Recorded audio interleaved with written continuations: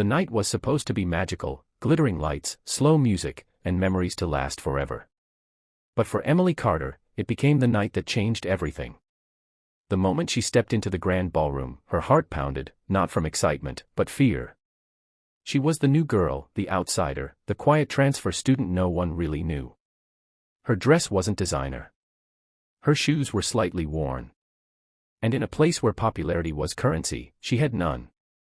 The music stopped briefly when she entered. Eyes turned.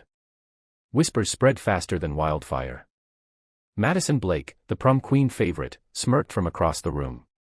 Who invited her? She sneered to her friends. They laughed, their voices cutting through Emily like glass.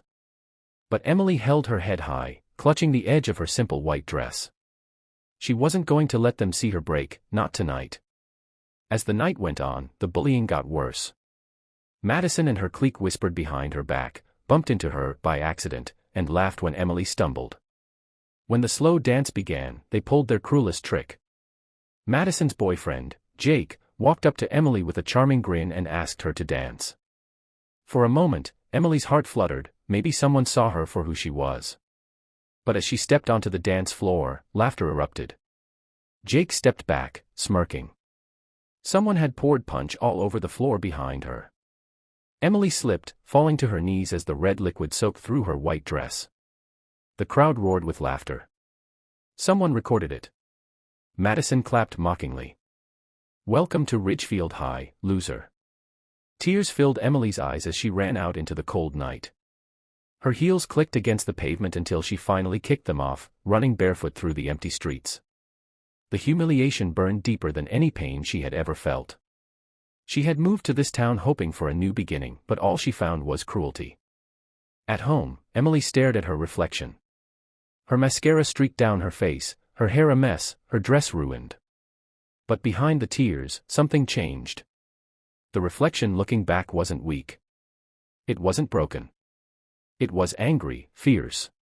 Because before Emily was the new girl, before she was quiet and shy, she was something else, a fighter. Her late father had been a professional boxer, and she'd trained with him since she could walk. Every jab, every punch, every lesson was still inside her. She had promised her father she'd never use her fists for anger, only for defense. But that night, she realized something: standing up for yourself wasn't anger. It was power. The next morning, Emily walked into a local boxing gym, her father's old one. The coach, Tony, a grizzled man in his 50s, recognized her instantly. "Carter's girl," he said, smiling faintly. "Didn't think I'd see you back here."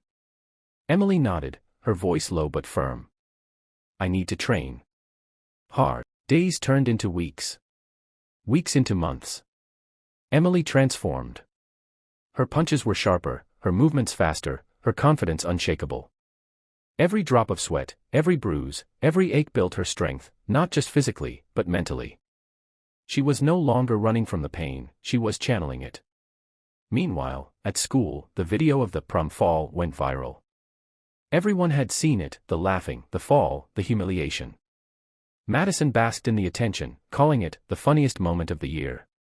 But beneath the laughter, whispers started to shift. Emily no longer hid in the background. She walked with purpose, her eyes steady, her silence intimidating. When the annual charity boxing match was announced, Emily saw an opportunity. The school sponsored the event, and Madison's boyfriend, Jake, was one of the participants. Madison couldn't resist mocking Emily again. "Maybe you can be the towel girl," she laughed in the cafeteria. Emily looked up, calm and cool. "I'll do one better," she said. "I'll fight." The room went silent. Jake laughed nervously. "You? In the ring?" But the coach approved her entry. She trained harder than ever, the entire school buzzing with curiosity. Some mocked her. Others admired her courage. But Emily didn't care. She was no longer fighting for their approval. She was fighting for herself. The night of the match arrived. The gymnasium was packed. Madison sat in the front row, confident that Emily would embarrass herself again. But when Emily stepped into the ring, gloves on, eyes steady, there was no trace of the timid girl from prom night. She was composed, focused, dangerous. The bell rang. Jake threw the first punch. Emily dodged effortlessly, her body moving like water. The crowd gasped. She countered with a swift jab, then a hook, precise and powerful. Within minutes, it was clear, this wasn't a fight. It was domination. Emily wasn't just winning, she was teaching a lesson. When the final bell rang, Jake was on his knees, exhausted, and Emily stood tall, breathing steady. The crowd erupted in cheers. Madison's smug smile vanished. For the first time, she looked small. Emily glanced at her, not with hatred, but pity. Then she turned to the crowd and spoke into the mic. "You laughed at me when I fell," she said, voice trembling with emotion. "But falling doesn't make you weak. Staying down does. And I'm done staying down." The gym exploded with applause. Even those who had mocked her stood in awe. Emily had done more than win a fight, she had taken back her power. Months later, Emily became a symbol of strength at school. The same kids who once bullied her now respected her. She started a self-defense club for girls who had been bullied, teaching them the same lessons her father taught her, not just how to fight, but how to believe in themselves. Madison avoided her after that, but one day, she approached Emily quietly.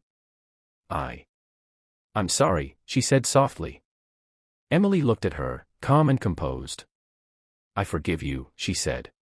"But don't ever forget what it feels like to be on the other side."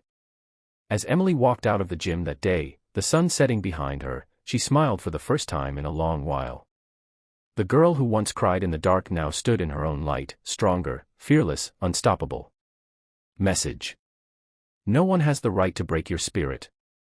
You might fall, you might cry, but when you rise, when you find your strength, nothing and no one can ever defeat you again.